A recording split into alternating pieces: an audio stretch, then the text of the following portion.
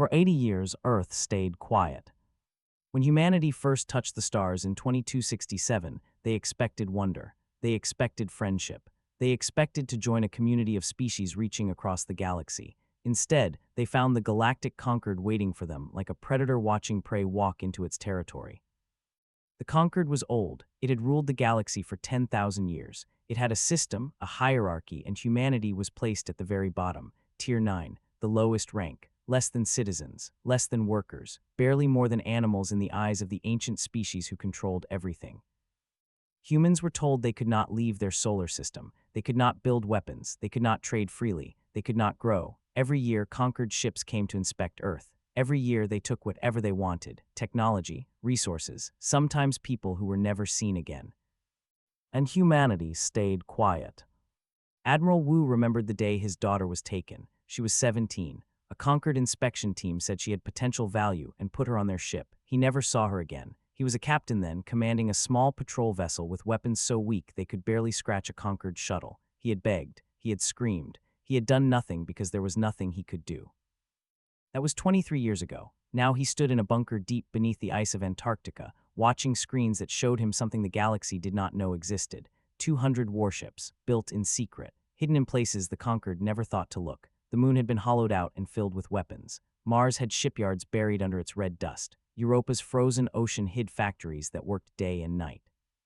Project Ember, 20 years of secret work, 20 years of patience, 20 years of smiling at Concord inspectors while building the tools of their destruction. The door behind him opened. Doctor walked in, her white coat stained with grease and her eyes red from lack of sleep. She was the mind behind most of their weapons, a genius who had lost her entire family when a Concord ship decided to test a new weapon on a human colony ship. 300 dead. The Concord called it an accident. They did not even apologize. The council made their decision, Wu said without turning around. Stopped beside him and... They want 40% of our population, 8 billion people. They say we owe them for the privilege of existing in their galaxy. Was quiet for a long moment. What did Ambassador Dumin say? Wu's hands tightened into fists. He went before their Senate. He spoke for 3 hours. He begged them to see us as equals. He showed them our art, our music, our children laughing in parks. He paused. They laughed at him. Then they killed him on live broadcast. They said it was a lesson for all Tier 9 species. Closed her eyes. Dumin had been her friend. They had grown up in the same small town in Korea. He had believed, truly believed, that peace was possible, that words could change minds. The council's response, she asked. Full authorization. Project Ember is active. Wu finally turned to face her. His eyes were hard as stone. We go dark in 6 hours. No more communications with the galaxy. Let them think we are preparing our people for transport. Let them think we have accepted our fate. Nodded slowly. How long until we are ready? 3 months, maybe 4. The ships need final preparation. The crews need training. We only get one chance at this. If we strike and fail, they will burn Earth to nothing. We will not fail. Wu almost smiled. You sound very certain. I am. Looked at the screens showing their hidden fleet. They have ruled the galaxy for 10,000 years because no one ever truly fought back. Every species they conquered accepted their place, bowed their heads, gave up. Her voice grew cold. They have never faced a species like us. They do not know what humans do when we have nothing left to lose. In the weeks that followed, Earth changed. On the surface, everything looked normal. People went to work. Children went to school. The conquered spy satellites saw a planet preparing for submission. They saw transport camps being built. They saw humans lining up to register for relocation. They did not see the truth. Captain stood on the bridge of the destroyer Silent Fist, hidden in a cavern beneath the Pacific Ocean. He was only 32 years old, but he had studied war his entire life. Every battle in human history, every tactic, every strategy. He had run 10,000 simulations against conquered fleets. He had found their weaknesses. They fight in patterns, he told his crew. They have not had a real war in 2,000 years. They have forgotten what it means to face an enemy who adapts, who thinks, who refuses to die. His crew was young, most had never seen real combat, but they had something the conquered did not expect. They had rage. Every single one of them had lost someone to the conquered. Family, friends, lovers. That rage had been burning quietly for 80 years, passed down from generation to generation. Now it was about to explode. On the final night before Earth went silent, Admiral Wu visited a small cemetery outside Seoul. His daughter's grave was there, empty of course. He had never recovered her body. He knelt in the grass and placed a single white flower on the stone.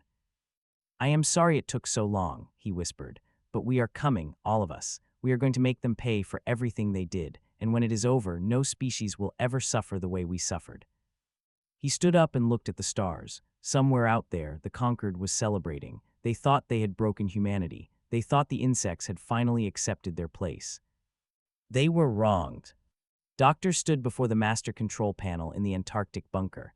Around her, technicians worked in focused silence. On the main screen, 200 green lights glowed, 200 ships ready for war. She placed her hand on the activation panel. For a moment, she thought of her family, her mother's laugh, her father's cooking, her little brother who had wanted to be an astronaut. Then she pressed the button. Deep beneath the earth and sea and ice, engines roared to life, weapons systems activated, crews strapped into their stations. Watch the lights turn from green to gold, active, ready. She spoke softly, her words carried to every ship in the hidden fleet. "They wanted us quiet, they will get silence, the kind that comes before thunder." Earth went dark, and the galaxy had no idea what was coming. Overseer Al stood on the command deck of his flagship and watched Earth grow larger in the 400 warships followed behind him, the largest collection fleet ever sent to a Tier 9 world. It was overkill, and he knew it, but the conquered wanted to send a message: obey or be destroyed. He had studied the reports on humans, weak, short-lived, emotional. They had no real military. Their technology was primitive. They had spent 80 years accepting every demand the conquered made. This mission would be simple: collect the population, process them for labor distribution, and move on to the next conquest. Entering the Sol system, his navigation officer announced, "No response to our communications, no ships detected." Al smiled, of course not. The insects had finally accepted their fate.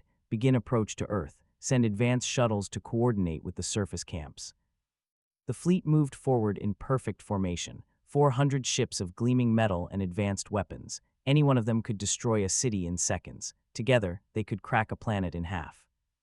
They passed Mars without incident. They passed the asteroid belt. They approached the moon. And then everything changed. The moon split open. Al watched in frozen horror as the gray surface cracked apart to reveal something impossible: a fortress, massive beyond imagination. Weapons ports lined its surface like teeth in a monster's mouth, and pouring out of its opening, ship after ship after ship. "What is this?" he whispered. His sensor officer's voice shook. "Overseer, I am detecting additional contacts. Mars, Europa, the asteroid belt, they are everywhere, over 200 warships. Their weapons signatures are, I have never seen anything like this." Alarms screamed across the fleet. Ships that had been drifting through space as easy targets suddenly found themselves surrounded. The insects had been waiting. The insects had been building. The insects had been planning this for decades. A transmission cut through all frequencies. Every ship in the conquered fleet received it. Every station in the galaxy heard it. A human face appeared on every screen. Admiral Wu. His eyes burned with cold fire. "For 80 years you called us insects. You caged us in our own system. You took our people for slaves. You murdered our ambassador for daring to ask for equality." His voice was calm, steady, terrifying. "Today humanity declares war on the galactic conquered. We will not negotiate. We will not surrender. We will not stop until every chain is broken and every tyrant is dust." The transmission ended. Al screamed orders, formed defensive positions, charge weapons, call for reinforcements, but his fleet had trained for parades and intimidation, not real combat. They moved slowly, confused, unsure. The humans did not hesitate. Captain guided the silent fist through the chaos like a knife through water. His ship was smaller than the conquered cruisers, but it was faster, smarter, built by people who knew they would be outnumbered and planned accordingly. "Target their command links," he ordered. "Blind them, confuse them, make them fight alone." Missiles streaked across space, not aimed at the ships themselves, but at the communication arrays that connected them. One by one, conquered vessels lost contact with each other. Captains who had never made a decision without orders from above suddenly found themselves alone and terrified. Lieutenant Jin led Ghost Wing through the enemy formation. 12 experimental fighters, each one piloted by someone who had spent years preparing for this moment. They were called ghosts because their ships produced almost no heat signature. They appeared from nowhere, struck hard, and vanished before the enemy could respond. Jin dove toward a conquered carrier. Its fighters were still launching, unprepared, slow. She destroyed 6 of them before they even knew she was there. Her did the same. In 3 minutes, the carrier had nothing left to launch.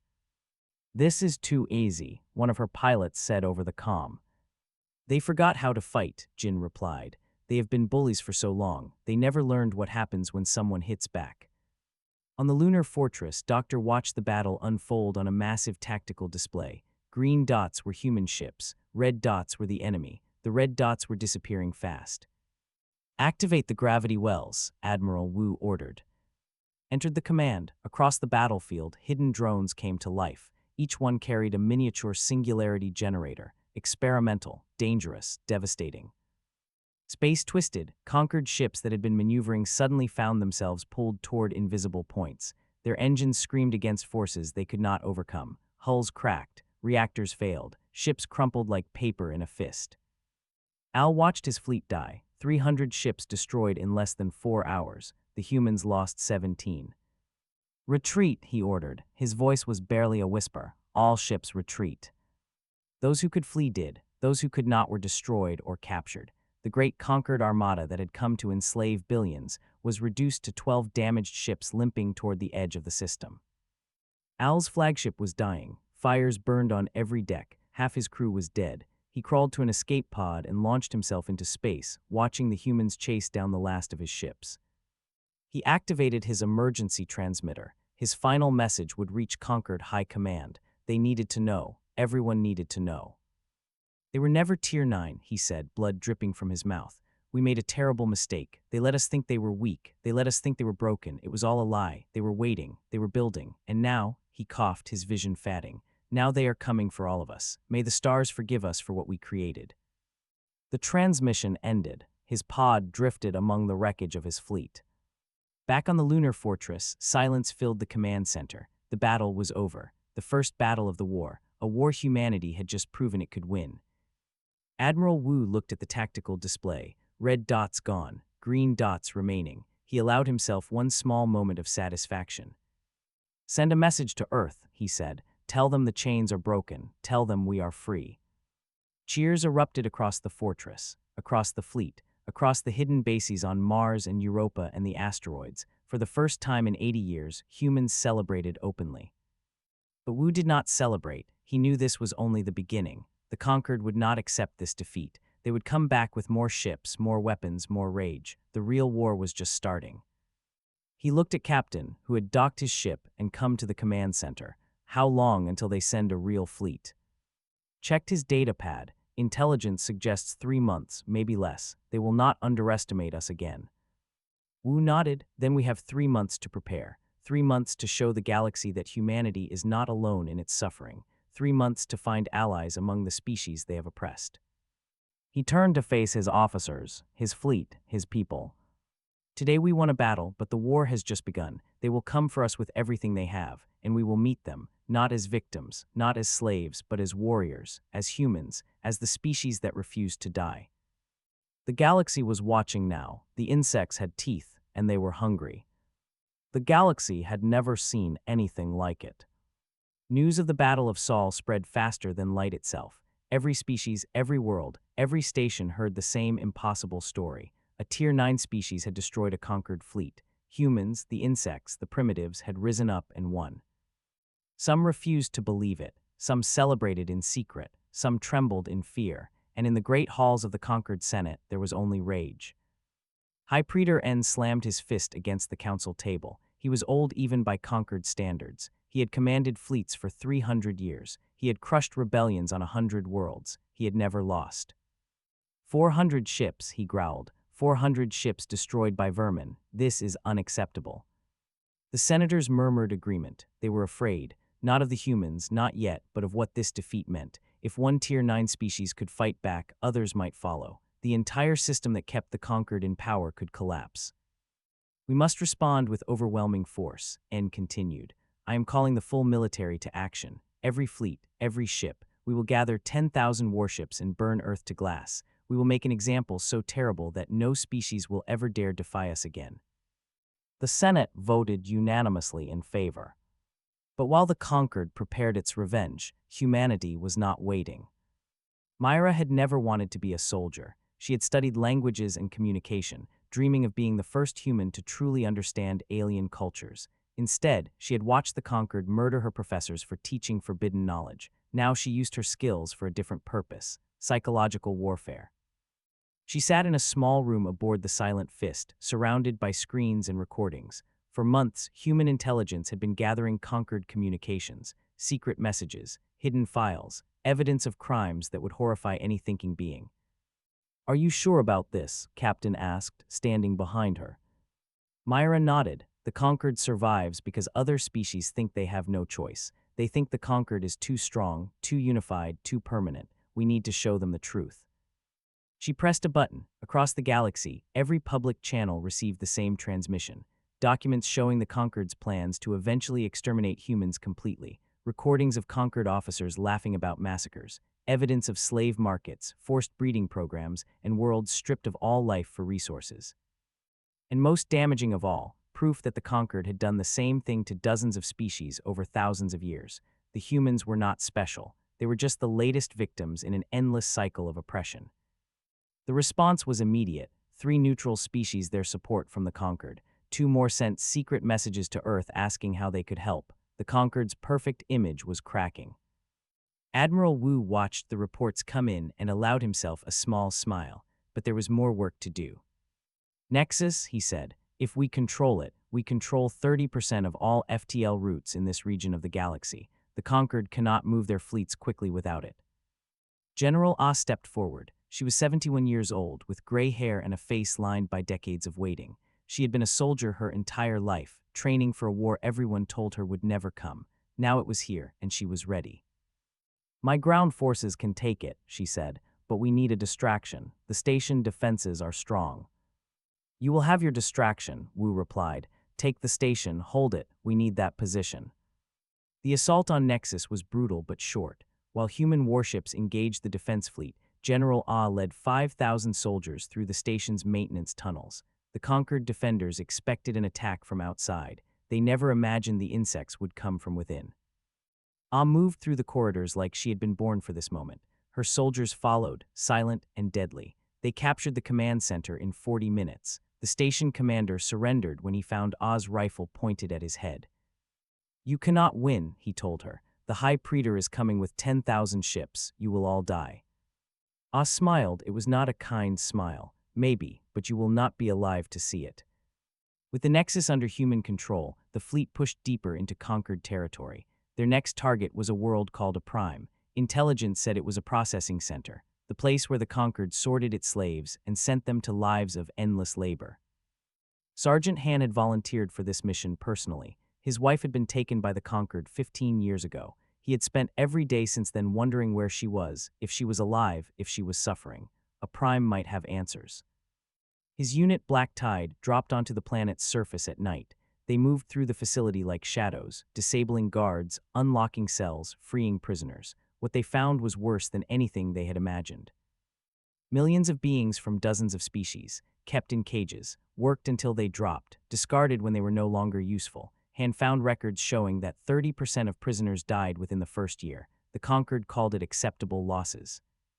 He did not find his wife, but he found something else: hope.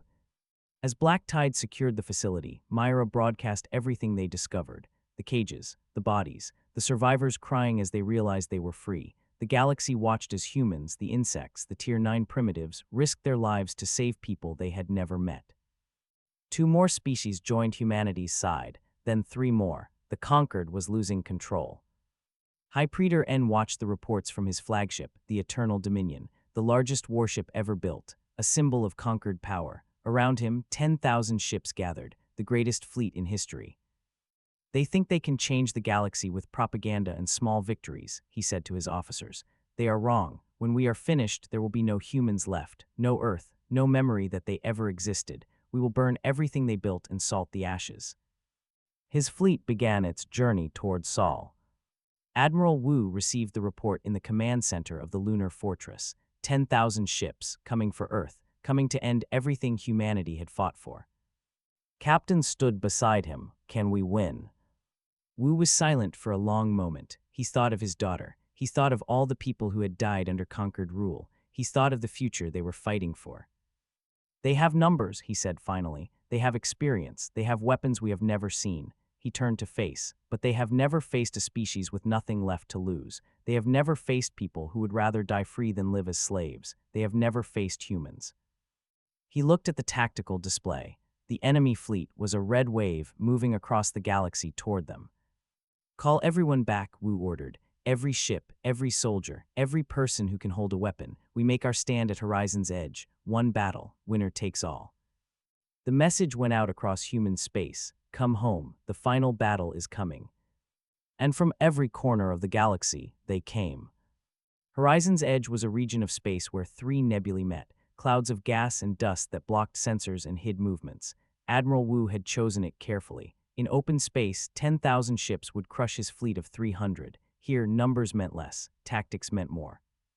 The human fleet waited in the swirling colors of the nebulae. Every ship was armed. Every crew was ready. They had been waiting for this moment their entire lives, even if they had not known it. Wu stood on the bridge of his flagship, the Dawn's Promise. Around him, officers worked in focused silence. Doctor was there, monitoring the Ember weapon systems. Captain commanded the tactical wing from his station. General Ah had her boarding teams ready. Lieutenant Jin waited in her fighter, engines hot.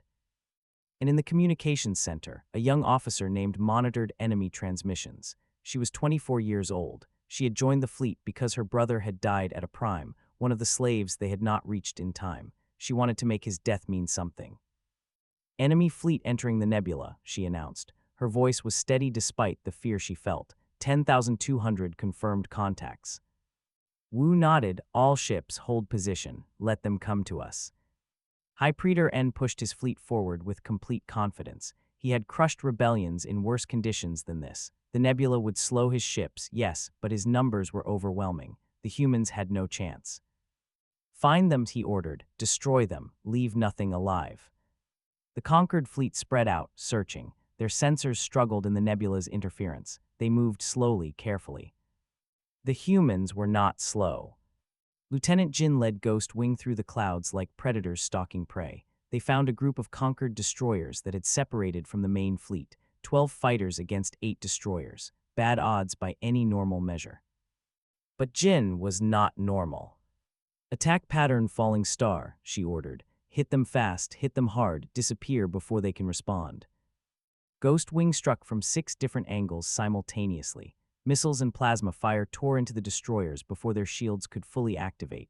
3 ships died in the first 30 seconds. The remaining 5 tried to form a defensive formation, but Jin was already gone, vanishing into the nebula like she had never been there. Across the battlefield, similar attacks happened again and again. Small human squadrons appearing from nowhere, striking isolated enemy groups, then fading away. The conquered fleet began to pull together, sacrificing speed for safety. This was exactly what Wu wanted. They are clustering, Captain reported, right where we need them. Wu allowed himself a grim smile. Signal the main fleet. Begin Phase 2. The human warships emerged from hiding places throughout the nebula, not attacking randomly, but striking at specific targets. Communication relays, command ships, the connections that held the conquered fleet together. En realized what was happening too late. They are trying to isolate us. All ships maintain formation. Do not let them separate us. But the nebula made coordination difficult. Ships lost contact with each other. Captains made decisions without orders. The perfect conquered machine began to break apart. The battle lasted 72 hours. 72 hours of constant fighting. 72 hours of ships dying in flashes of light. 72 hours of humans refusing to give up despite impossible odds. Doctor deployed Ember Prime in hour 20. The weapon created artificial gravity wells that pulled enemy ships together and crushed them. 300 conquered vessels died in minutes, but the weapon needed time to recharge, and the enemy kept coming. General Ah led boarding parties onto conquered dreadnoughts. At 71 years old, she moved through enemy corridors like a woman half her age. When she found Admiral as the commander of the enemy rear guard, she killed him herself. A knife through the throat. Quick, clean, personal. For everyone you enslaved, she whispered as he fell. Sergeant Han and Black Tide captured a conquered command ship and turned its weapons against its own fleet. They held it for 6 hours before enemy Marines finally broke through. Han died with a smile on his face, surrounded by the bodies of enemies who had learned too late that humans did not surrender. Captain's tactical genius saved the fleet more than once. When conquered forces tried to surround the human position, he spotted the trap and ordered a countermove that turned the enemy's own formation against them. When their ammunition ran low, he coordinated attacks to capture enemy supply ships. And through it all, listened to enemy communications. In hour 61, she heard something that changed everything.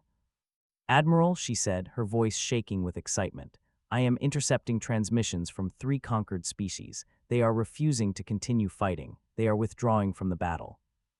Wu turned to her. "Withdrawing to where?" "To us, sir. They want to defect. They saw what we did at a prime. They saw the evidence Myra released. They say," she paused, checking her translation, "they say they would rather die beside humans than live under the conquered." 3 species, 800 ships, suddenly turning their weapons against their former masters. The conquered fleet, already damaged and disorganized, fell into complete chaos. Ships that had been allies moments ago were now enemies. Friendly fire destroyed dozens of vessels. The neat formations collapsed entirely. En watched his fleet die around him. The Eternal Dominion was damaged, its shields failing, fires burning on multiple decks. He had never imagined this. He had never considered that he could lose. "Signal surrender," his first officer begged. "We can negotiate, we can survive." En wanted to refuse. He wanted to fight to the last ship, the last weapon, the last breath. But he looked at the tactical display and saw the truth. His fleet was broken. His allies had betrayed him. His empire was falling. "Send the signal," he said. The words tasted like ash. The fighting stopped. Admiral Wu stood on the bridge of the Dawn's Promise and looked at the aftermath. Thousands of wrecked ships drifted through the nebula. The clouds that had been blue and purple were now stained red with radiation and fire. Humanity had lost 112 ships, thousands of good people, Sergeant Han, and countless others whose names would be remembered forever. But they had ones. Captain approached him. His uniform was torn, his face was cut, and his eyes were red from 3 days without sleep. "Sir, High Praetor N is requesting permission to surrender formally." Wu nodded slowly. "Grant it. Treat the prisoners with dignity. We are not them." He walked to the main and looked at the stars. Somewhere beyond the nebula, Earth was waiting, billions of people who had trusted him to bring them freedom. He opened a channel to the fleet, to the new allies who had joined them, to everyone who had fought and bled and died for this moment. "The long night is over," he said. His voice was tired but strong. "We have broken their fleet. We have broken their power. Dawn is ours."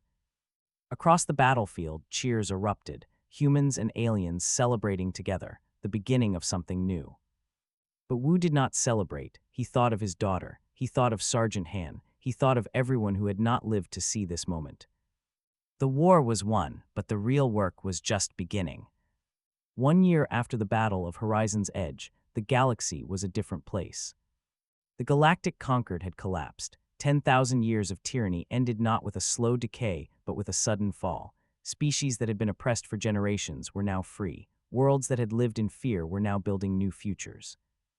And Earth, the home of the insects, the Tier 9 primitives, had become the center of a new galactic alliance.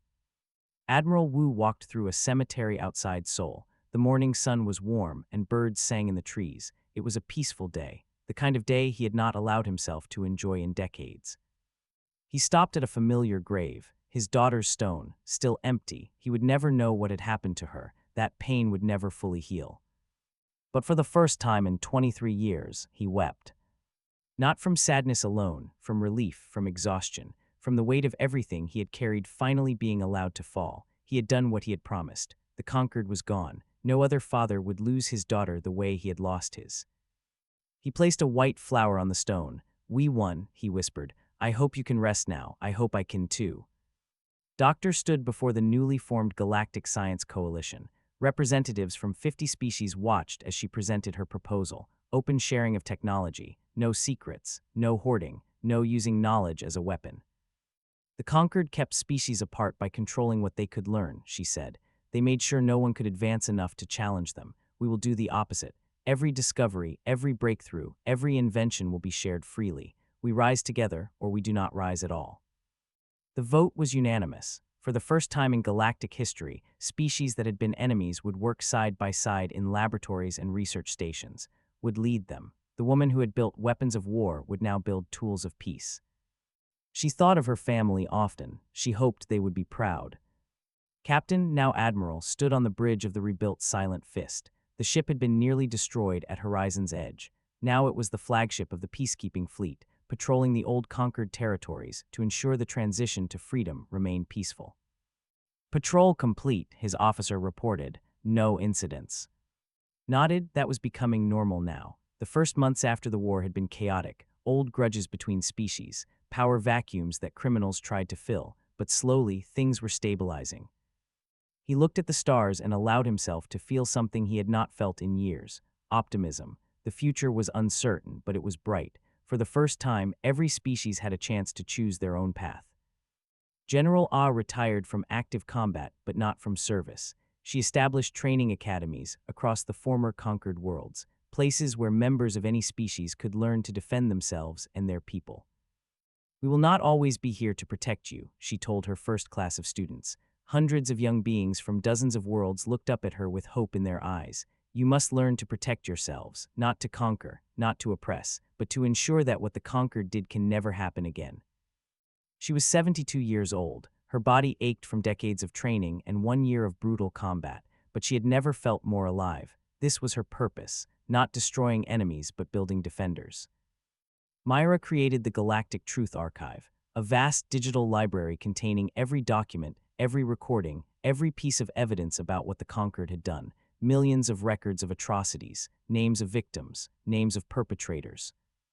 "We must never forget," she said at the archive's opening ceremony. "Not for revenge, not for hatred, but because forgetting makes it easier for evil to return. As long as this archive exists, the galaxy will remember what happens when tyranny goes unchallenged." The archive became a place of pilgrimage. Beings from across the galaxy came to search for lost family members, to learn the truth about their history, to grieve and to heal. It was painful, but it was necessary.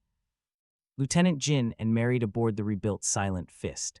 Admiral performed the ceremony. The crew watched as two people who had found each other in the darkest moments of the war promised to build a future together. Jin thought about the battles she had fought, the enemies she had killed, the friends she had lost. For a long time, she had wondered if she could ever be anything other than a weapon. Now, holding his hand, she knew the answer. The war had made her a warrior. Peace would let her become something more. Sergeant Han did not survive the war, but his memory did. In a small town on Earth, his parents opened a restaurant in his name. Simple food, warm atmosphere, a place where anyone was welcome. They hung his picture on the wall next to photos of the people he had saved at a prime. Every year on the anniversary of his death, survivors of the liberation came to visit. They brought flowers, they shared stories, they made sure his sacrifice was never forgotten. High Praetor N and other conquered leaders were tried for crimes against sentient life. The trial lasted 6 months. Evidence was presented, witnesses, the galaxy watched. During the final day of testimony, one conquered official was asked why they had treated other species so badly, why they had enslaved and murdered and oppressed for 10,000 years. His answer echoed across the stars. "We thought they were weak because they were kind, because they helped each other, because they valued every life, even the lives of enemies. We saw these things as flaws, as vulnerabilities to exploit." He paused, his eyes empty. "We did not understand. Those were not weaknesses. They were the traits of a species that would never surrender, never break, never stop fighting until they were free or dead. We created our own destruction." N was sentenced to spend the rest of his life on a prison world, watching the alliance he had tried to destroy grow stronger every year. Earth hosted the first meeting of the Free Galactic Alliance. Representatives from 200 species gathered in Geneva. A monument stood in the plaza outside, listing every human who had died in the war. The names covered walls that stretched for hundreds of meters. Admiral Wu, old and tired and finally at peace, stood before the assembly. He looked at the faces watching him. Species that had been enemies, species that had been slaves, species that had never met humans before the war, all of them together, all of them free. "We did not want war," he said. His voice was soft but carried to every corner of the hall.